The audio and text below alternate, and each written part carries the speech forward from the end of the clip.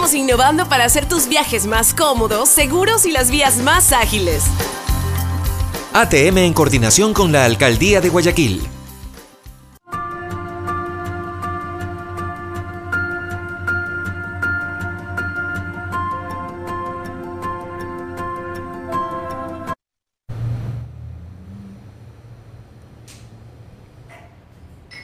Muy buenos días amigos, al fin viernes. Bienvenidos a su programa Café La Posta. Yo soy Gabriela Yepes y antes de empezar esta entrevista quiero agradecer a nuestros auspiciantes que nos permiten estar cada mañana aquí junto a ustedes. Gracias a la Cafetería El Barista que nos recibe con las puertas abiertas cada mañana y nos dan lo mejor del café. Los invito a venir, está ubicado en el edificio de las Cámaras. Además quiero agradecer a Hyundai, quiero agradecer a la ATM, la Autoridad de Tránsito Municipal de Guayaquil, y hacer una mención especialísima a esta iniciativa maravillosa del municipio llamada Los Guaguacentros, en donde cuidan a los más chiquitos para que sus mamás puedan trabajar. Ahora amigos, pasemos a las noticias en caliente.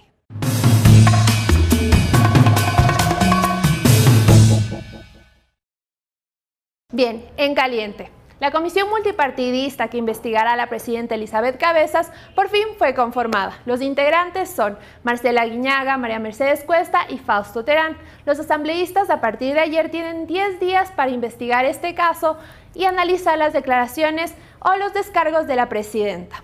Y después de esto deberán sugerir o recomendar una destitución o solamente una sanción administrativa. Veremos lo que sucede. En caliente también tenemos que ayer el portal Wikileaks aseguró que su fundador Julian Assange será expulsado de la Embajada de Ecuador en Londres en cuestión de horas o días. Esto es lo que dice, por haber denunciado el caso INA Papers. Por su parte, la Cancillería en Quito ya se pronunció por estas declaraciones y dice que no atenderá a los rumores que no estén basados en documentos. Y así, cada vez más Julian Assange se convierte en un huésped incómodo para nuestro país.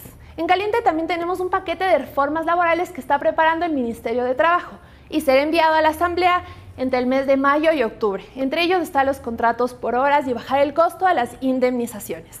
Y justamente para analizar este tema tengo como invitado al periodista y economista José Hidalgo. Acompáñennos a la entrevista.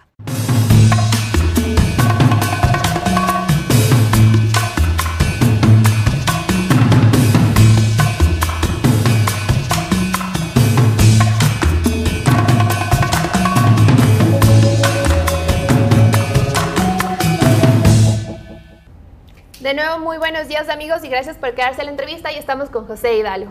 Gracias José por venir, ya se fue, hablo con algunos amigos por el apellido. ¿Cómo estás, José? Muy bien, Gaby, muchas gracias por la invitación. Gracias por venir. Nos gustaría hablar, como comenté al inicio del programa, sobre este paquete de reformas que está preparando el Ministerio de Trabajo. Y esto es por el acuerdo que firmamos obviamente con el FMI. Me gustaría empezar preguntándote, ¿qué crees que las medidas que tenga que tomar el gobierno para acoplarse a este acuerdo? ¿Cuáles son estas medidas? A ver, yo diría primero que son medidas que el país tenía que tomar con o sin acuerdo con el FMI. Hay al menos dos grandes desequilibrios que tiene la economía ecuatoriana. El uno es el más conocido, que es el desequilibrio fiscal, ¿sí? Que los gastos son mayores que los ingresos, por eso hay un déficit y el país se ha venido endeudando a un ritmo insostenible en los últimos años. El segundo desequilibrio, que es un poco más complicado de solucionar porque finalmente el fiscal, si hay voluntad política, se corta el gasto, se aumentan ingresos y eso se va cerrando. Pero el segundo desequilibrio es un tema de competitividad externa. ¿A qué me refiero con esto? Que en los últimos años el Ecuador se ha vuelto un país sumamente caro para consumir y para producir en comparación con los países vecinos, por ejemplo. Entonces, digamos, un pantalón ecuatoriano, digamos, antes equivalía a un pantalón colombiano y ahora es muchísimo más caro que un pantalón colombiano y por eso hay un incentivo para importar, lo que a nivel micro se refleja en la costumbre de algunas personas de irse de compras de Ipiales, ¿no es cierto? Van a Ipiales porque sienten que allá el dólar tiene un mayor poder adquisitivo. Pueden comprar más. Exacto. Y a nivel de producción pasa lo mismo. Dado que los costos de producción son mucho más altos en el Ecuador que en los países vecinos, también hay más incentivos para que los inversionistas se asienten en los otros países y no en el Ecuador. Entonces, las medidas que se han acordado con el fondo son básicamente de los dos tipos. Unas de carácter fiscal, para reducir el gasto o para aumentar ingresos. Se ha anunciado también, aparte de la reforma laboral que tú mencionas, una reforma tributaria, supuestamente para la segunda mitad de este año, y los otros son para mejorar la competitividad externa. Y en ese marco es el que está la reforma laboral, buscando en parte abaratar un poco los costos de producción y en parte también vincular a ese 60% de personas que no tienen un empleo adecuado para que puedan ingresar al sector formal.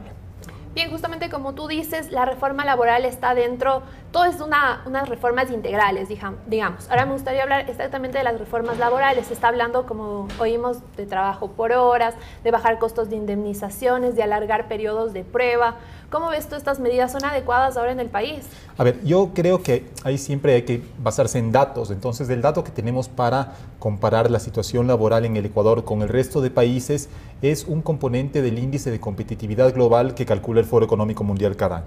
Según los datos del último índice, en tema de mercado laboral y específicamente de flexibilidad laboral, Ecuador ocupa los últimos puestos, no solo a nivel regional, sino a nivel mundial, por elevadísimos costos de despido, malas prácticas de contratación y despido, por poca flexibilidad. Entonces, en ese marco, obviamente, un inversionista puede entrar al informe, revisar en qué países es más fácil contratar o despedir personas, y si es que a eso se suma que los costos de producción son mayores en el Ecuador, optar por irse a algún otro país. Entonces, obviamente, sin ser un experto laboral, ni mucho menos, hay algunas condiciones mínimas que se tienen que respetar. No queremos pasar al extremo opuesto en el cual los empresarios puedan hacer lo que les dé la gana sin respetar derechos mínimos de los trabajadores. ¿Cuáles serían estos derechos mínimos? Por ejemplo, un salario mínimo por hora tiene que existir, ¿sí? Afiliación a la seguridad social también debería existir para todos los trabajadores. ¿Aún en contrato por horas? Sí, es que lo que yo me imagino al menos no es que te contratan 1 hora al mes, ¿no? Ahí no tiene ningún sentido afiliar a la seguridad social, pero si es que es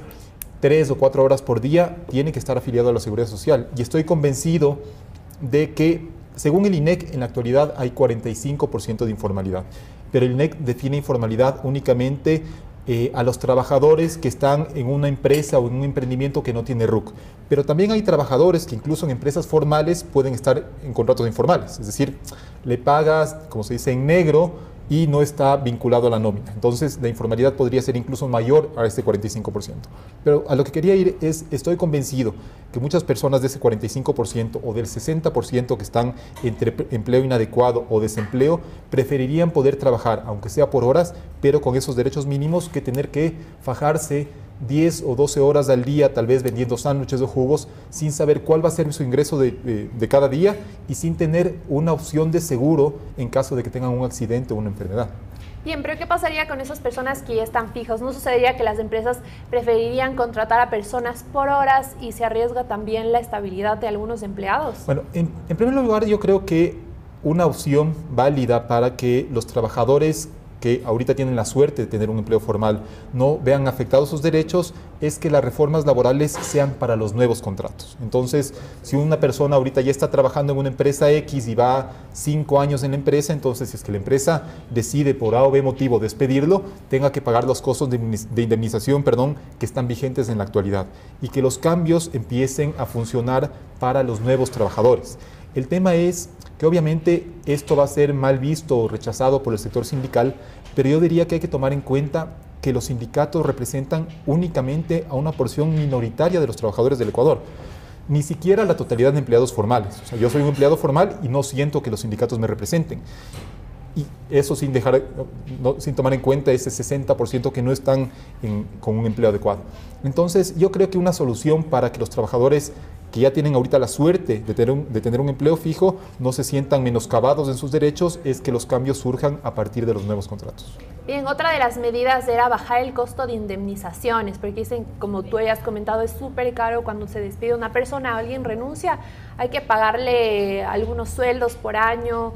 ¿Cuánto exactamente se tiene que pagar cuando una persona renuncia o a alguien le despide? A ver, de lo que yo tengo entendido, si es que una persona renuncia voluntariamente, hay que pagarle el 25% de su sueldo por año, ¿sí? Cosa que, en mi opinión, no tiene ningún sentido. Uno renuncia porque ya no quiere trabajar o porque encontró un trabajo mejor. Entonces, si es que se da el caso de que yo, del trabajo en el que estoy ahorita, renuncio, que la empresa me tenga que pagar a mí una indemnización, no tiene ningún sentido. Y regresando al indicador del Foro Económico Mundial, en el indicador puntual de costos de despido, el Ecuador ocupa, si no me equivoco, el último puesto a nivel regional. Es decir, es el que tiene que pagar proporcionalmente más a los empleados que salen de una empresa. Entonces se ve que hay un margen amplio ahí para tratar de hacer que las empresas... A ver, primero hay que dejar claro, perdón que me desvíe un poco, que a ningún empresario le conviene contratar y despedir, porque una parte del capital de la empresa es del capital humano que se va formando con la práctica. Los empresarios despiden si es que el empleado no resulta un buen trabajador o por cuestiones de que no pueden mantener el sueldo de ese empleado. No despiden por gusto, por malas gentes. Entonces, yo sí creo que hay que dar una mayor flexibilidad a que los empresarios, si ven por ejemplo que un trabajador no resulta lo bueno que ellos esperaban o lo que necesitaban, pueda tener un poco más de flexibilidad, no para decir, bueno, nos vemos y si te he visto no me acuerdo, tampoco es así, pero que no tengan que, sobre todo las medianas y pequeñas empresas, endeudarse para poder reducir la nómina. Entonces me parece que hay un espacio ahí amplio para flexibilizar ese tema, que las empresas, a su vez, si es que las empresas ven que no es tan complicado despedir, también van a tener menos recelo en contratar. Entonces yo creo que este tipo de reformas elaboradas con un equipo técnico, digamos, de la Organización Internacional del Trabajo, que tengan experiencia en otros países, pueden ayudar sobre todo a las personas que ahorita no tienen un empleo formal. Para ti, las personas que renuncian no deberían salir con, digamos... No, que renuncien no. Si es que hay un despido intempestivo, obviamente. Ahí ¿Y en sí. despidos, José? El despido intempestivo me parece que es un sueldo por año trabajado, ¿sí?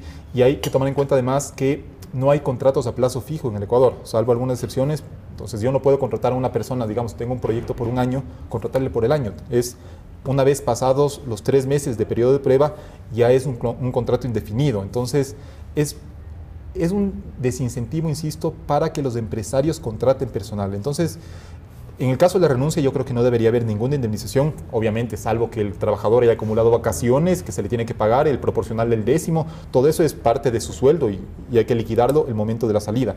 Pero que haya que dar una indemnización aparte por el hecho de que una persona está saliendo muchas veces porque consiguió un trabajo mejor, no le veo ningún sentido.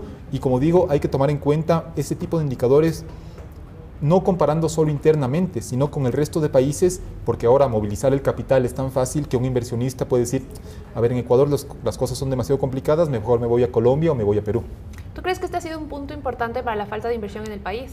Sí, de hecho, a ver, volviendo al tema de la competitividad, una parte importante que explica por qué el Ecuador se volvió tan caro en los últimos años es el fortalecimiento del dólar, ¿sí? El dólar se fortaleció frente a las monedas de Perú, de Colombia, frente al euro, y eso obviamente que nosotros manejamos el dólar y nuestros costos son en dólares, hace que el país se encarezca.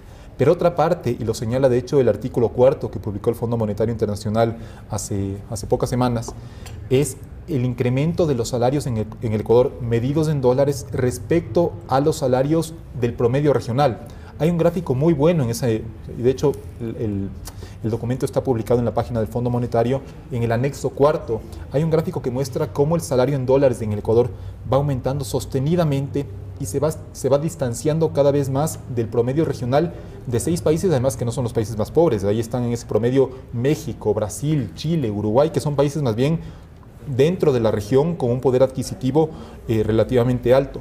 Entonces, sí es uno de los temas por los cuales un inversionista va a decir, bueno, si es que en el Ecuador, primero, en los años anteriores había una inseguridad jurídica tremenda, ¿no es cierto? Un discurso sumamente hostil hacia el sector empresarial. Había pocos acuerdos comerciales. Recién en 2017 entró en vigor el acuerdo con la Unión Europea, pero todavía no tenemos un acuerdo con Estados Unidos, como sí lo tiene, por ejemplo, Colombia y Perú.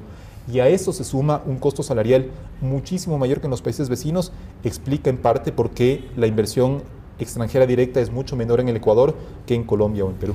Obviando esta parte de las relaciones por el tipo de moneda, ¿te parece que los sueldos en el Ecuador son altos o se mantienen en un nivel adecuado? A ver, yo diría que, porque finalmente los sueldos, si es que uno ve el incremento salarial desde 2007 en adelante, ¿sí? Y lo compara con la evolución de la inflación en esos mismos años, el incremento salarial fue siempre mayor que la inflación. Yo diría en un primer momento eso era justificado porque el salario mínimo tenía muy poco poder de compra, ¿sí? Entonces sí hacía falta igualar el salario mínimo a las necesidades de una familia. Pero en los últimos años, ya sabiendo de este tema de competitividad, se siguieron dando incrementos salariales que han seguido superando por mucho la inflación. Te pongo un ejemplo. Para 2018 se aprobó un incremento salarial en torno al 3% y la inflación había rondado el 0%. También para 2019 también se proyecta una inflación en torno a 0%, no va a llegar al 1% y el incremento salarial fue mayor al 2%. Obviamente eso permite que el poder adquisitivo de las personas que tienen un salario formal, digamos, aumente, pero está complicando muchísimo la vida a las personas que no tienen la suerte de tener un ingreso fijo cada mes. Entonces no hay que comparar únicamente con quienes tienen la suerte de estar en ese 40%, sino con quienes están buscando vincularse al sector formal. Y en ese caso, un salario mínimo que supere mucho a la productividad del trabajador, obviamente es alto para el país, para la realidad del país, y sobre todo desalienta a los empresarios a seguir invirtiendo y contratando en el Ecuador. Bien, otro punto importante también era aplazar el tiempo de prueba de los empleados. Si bien ahora son 90 días, quieren aplazarlo a más. ¿Por qué razón? ¿Cuál es la conveniencia aquí? Bueno, yo en eso, por ejemplo, no le veo tanto el sentido si es que a la par no hay la opción de tener un contrato a plazo fijo o de bajar los costos de indemnización. Porque pongamos el caso, que no, obviamente no es la generalidad, de los trabajadores, ni mucho menos, pero de un trabajador que se saque el aire los 90 días para demostrar que es bueno, asegurar su trabajo y a partir de ahí en adelante echarse al abandono, ¿no es cierto? Si es que subimos de 90 a 180, por poner un número, puede pasar lo mismo. O sea, yo creo que en 3 meses uno sí puede darse cuenta más o menos de si un trabajador es bueno o no y si está cumpliendo las expectativas o no de la empresa. No creo que eso cambie demasiado ampliando el periodo de prueba. Para mí, más importante es tener un costo de despido o unos requisitos de despido no tan elevados y tener otra vez la posibilidad de un contrato a plazo fijo.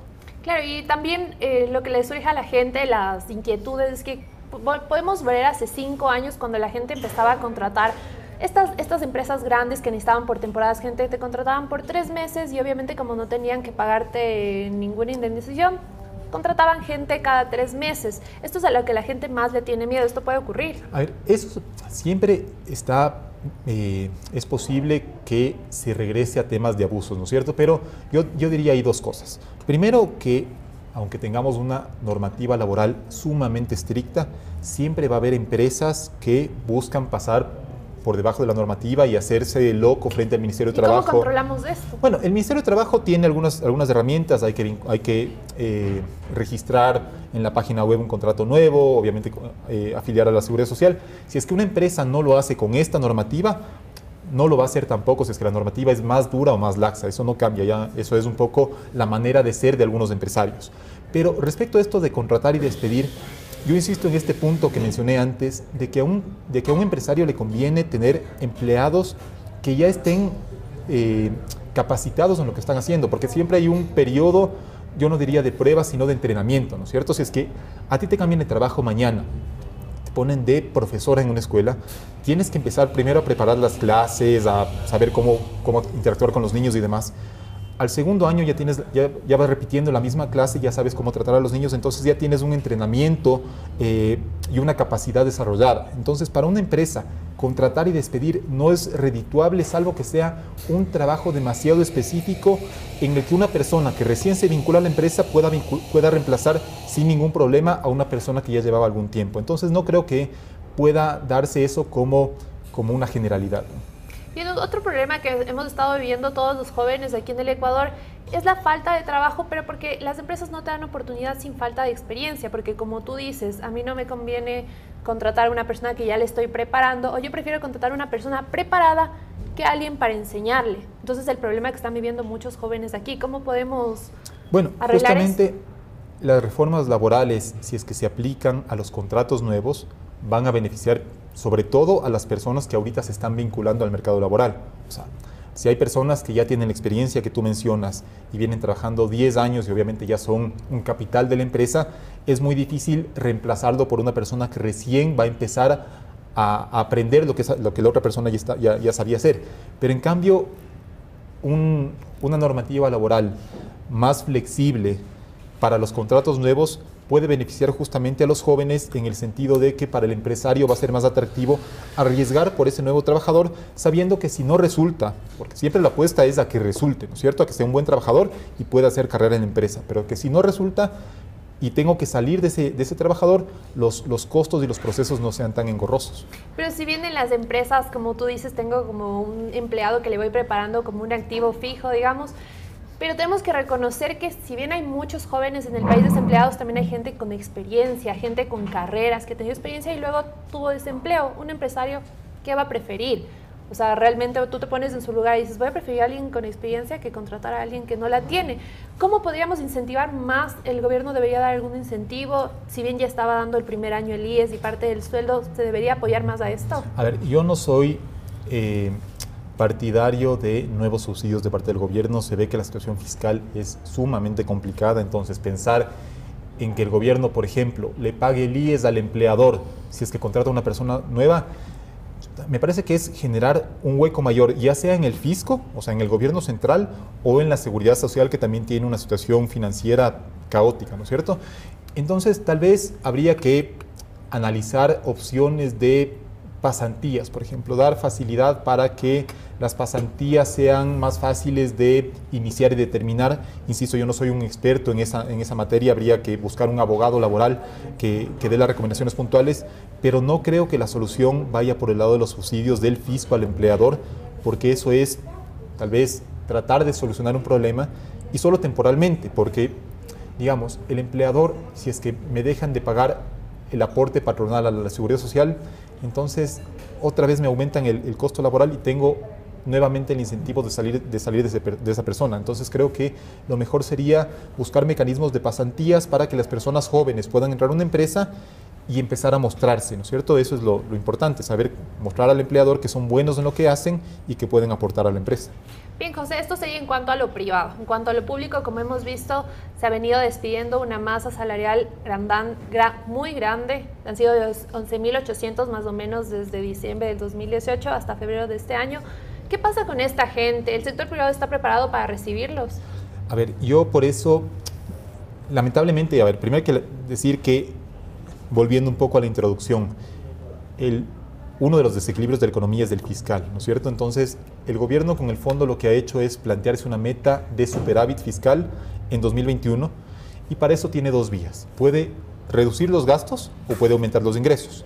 Lo que el gobierno está tratando de hacer, según se entiende, es una mezcla de las dos. Por un lado, reducir no solo masa salarial, sino también gasto de inversión, compra de bienes y servicios de consumo y también subsidios a los combustibles.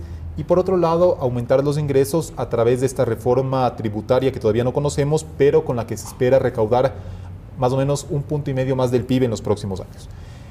Entonces, por el lado del recorte de gastos, como digo, se va a limitar las compras de bienes y servicios de consumo, a reducir los subsidios de los combustibles y a reducir nómina.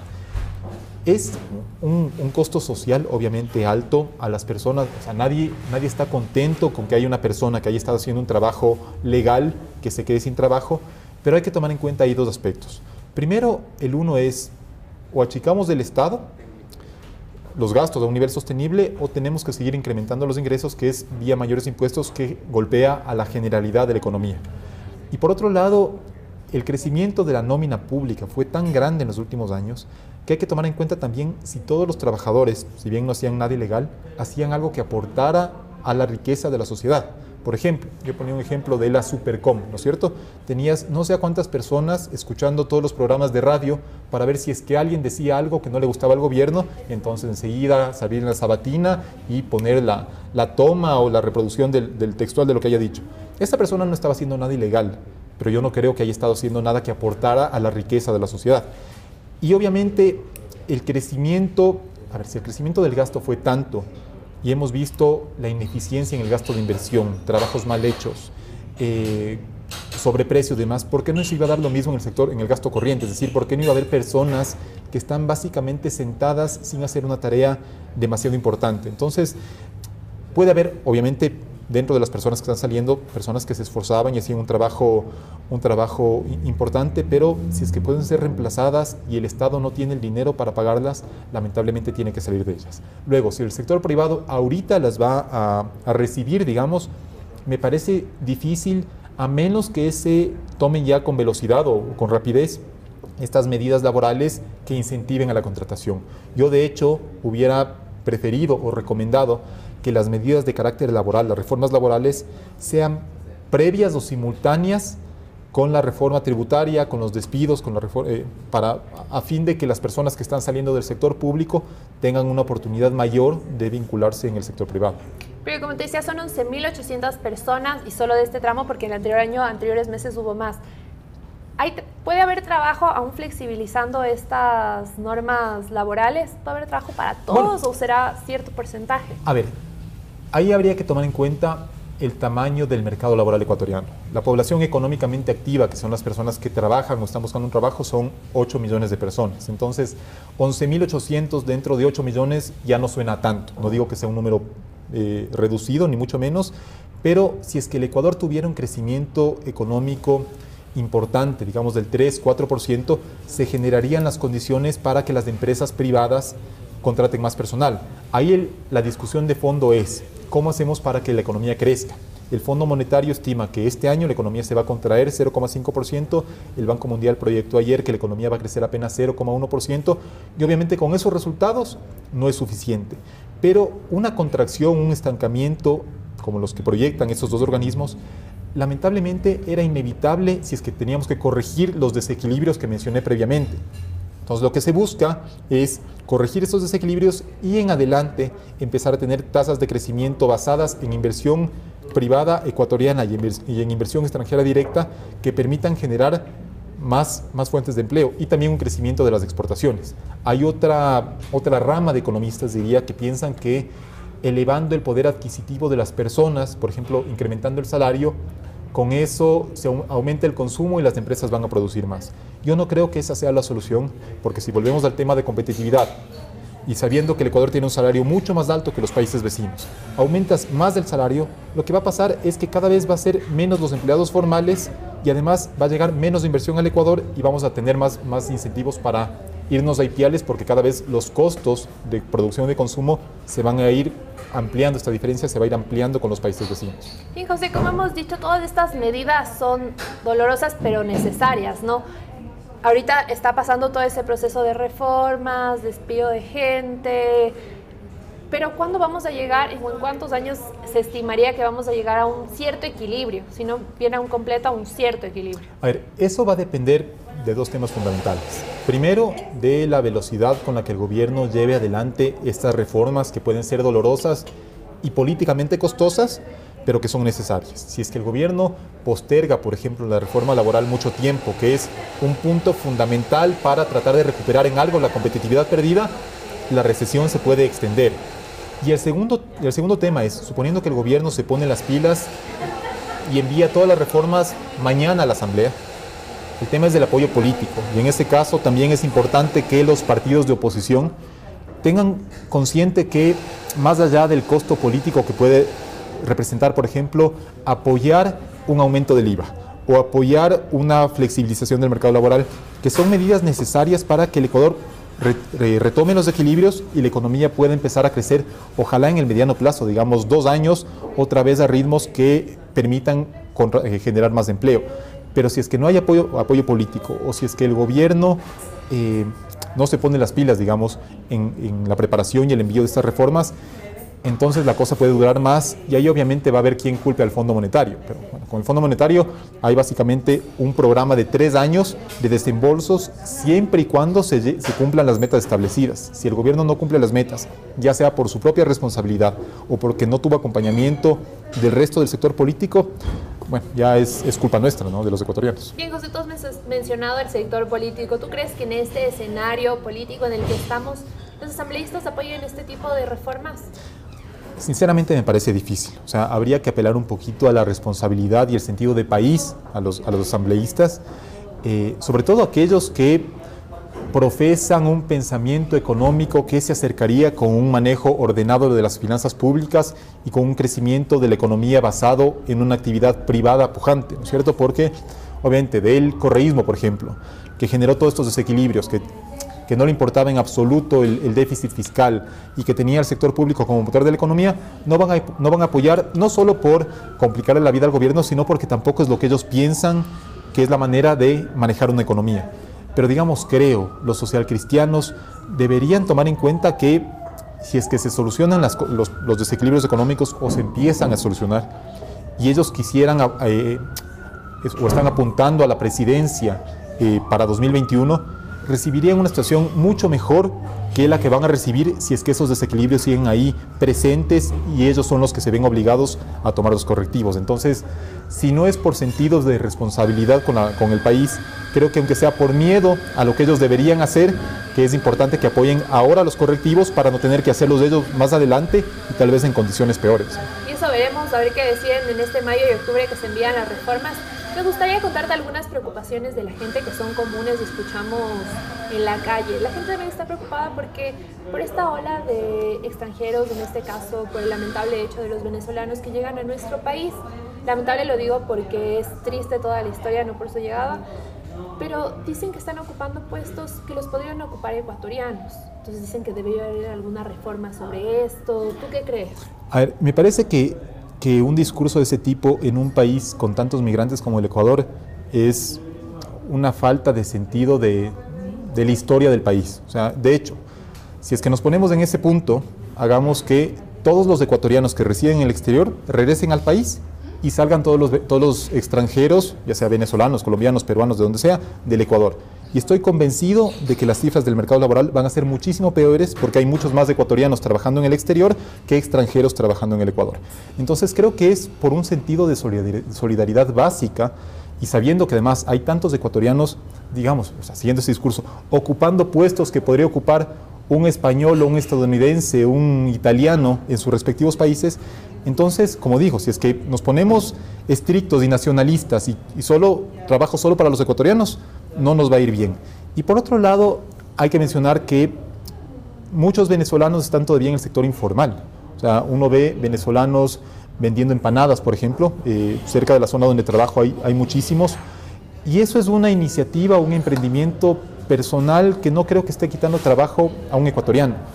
Y por otro lado, finalmente, si es que los ecuatorianos queremos tener oportunidades de trabajo cuando salimos de otro país, acá también es importante que aprendamos a competir. O sea, es decir, si un venezolano con estudios universitarios viene a trabajar en el Ecuador y obviamente la empresa tiene que pagarle salario mínimo, o bueno, el salario que considere necesario para el puesto que está ocupando esta persona, afiliación a la seguridad social y demás, y ese venezolano muestra mayores aptitudes, ¿por qué habría yo de contratar a un ecuatoriano? ¿Solo porque es ecuatoriano? Entonces, creo que por un lado está el tema de la historia nacional, de saber que hay muchos más ecuatorianos afuera que extranjeros en el Ecuador, y por otro lado también un tema de solidaridad con los venezolanos y de aprender también a no quejarnos tanto. Si es que hay venezolanos que trabajan bien, obviamente lo que no queremos es que los empresarios abusen de esa situación y paguen a los venezolanos por debajo de lo que deberían a fin de abaratar sus costos, ahí sí, en perjuicio no solo de los ecuatorianos, sino también de los propios venezolanos. Eso ya es hacer trampa y eso no es culpa de los venezolanos, sino de los empresarios. Pero me estoy alargando bastante en esta respuesta. Me parece que puede ser un miedo, en cierto sentido, yo diría, comprensible, porque de hecho, la llegada de venezolanos ha sido masiva, no solo al Ecuador, principalmente a Colombia, a Perú y en tercer lugar el Ecuador. Pero hay que recordar que nosotros estuvimos a esto porque elegimos finalmente a la opción que se presentaba como la continuación del correísmo. Entonces podríamos haber sido nosotros. Bien, justamente tú has comentado que realmente han existido abusos y estos abusos también vienen porque la gente dice que hay demasiada oferta ahora, digamos, en los puestos, el desempleo, e incluso hay venezolanos que se bajan los precios de costos y los abusos algunos empresarios prefieren contratar a estas personas que les cobran menos. ¿Cómo hacemos este equilibrio? ¿Cómo controlar más que los venezolanos tengan los mismos derechos que los ecuatorianos en cuanto a normas laborales? A ver, ahí va a sonar bien feo lo que voy a decir, o sea, no va a sonar políticamente correcto. Pero la reducción, a ver, no se puede reducir los salarios nominales, ¿no es cierto? Si el salario básico ahorita son 394 o 396 dólares al mes, yo no puedo decir, bueno, a partir de mañana van a ser 300. ¿Sí? Primero por un tema de justicia, ya son derechos adquiridos, y luego porque legalmente tampoco se puede. Pero una cosa es el salario legal y otra cosa es el salario real que perciben los trabajadores. Entonces, digamos, si es que en el promedio de los trabajadores ecuatorianos o de los trabajadores en el Ecuador, porque hay ecuatorianos y extranjeros, el ingreso promedio mensual, digamos que sean, me estoy inventando, no es una cifra que yo tenga a la mano, digamos que sean 500 dólares, ¿sí? Y muchas personas están, tanto, no solo venezolanos, sino también ecuatorianos que han salido, por ejemplo, del sector público y que están dispuestos a conseguir un trabajo en el que le paguen menos de lo que ganaban antes, porque finalmente eso es mejor que no tener trabajo. Eso va a permitir que el ingreso promedio se reduzca y eso, digo, insisto, no suena bonito, pero ayuda a que los costos de producción del Ecuador se vayan acercando a los costos de producción de los países con los que competimos. Es parte del retorno a los equilibrios y a un tema de competitividad que permita que el Ecuador crezca pensando en los mercados externos. El Ecuador es un mercado de 17 millones de personas que no puede crecer pensando solamente en vender para los mismos 17 millones de personas. Somos el 0,1% del PIB mundial, tenemos que crecer pensando en el 99,9% restante. Entonces, si es que una persona está dispuesta a trabajar por menos que otra, bueno, eso va a permitir que los sueldos promedios se reduzcan un poco y si bien en un primer momento afectará el poder adquisitivo, que no va a haber una afectación tan grande en la medida en que la inflación, como acaba de publicar el INEC, siga siendo negativa, a su vez permitiría que tal vez el sector productivo sea más competitivo y empiece a llegar más inversión y generar más empleo y pasar de este círculo vicioso a un círculo virtuoso. Perfecto, José. Como sabemos, ahora estas reformas están sobre la mesa, tendremos que ver si tiene apoyo político. Y como dices, son dolorosas e innecesarias y tenemos que ver si así llegamos a un cierto equilibrio. Muchas gracias, José, por acompañarnos. Y muchas gracias a ustedes, amigos, por quedarse en la entrevista. Que tengan un excelente fin de semana y estaremos aquí el lunes con más de Café La Posta. Gracias. Gracias, José. No, ¿de qué? A ustedes.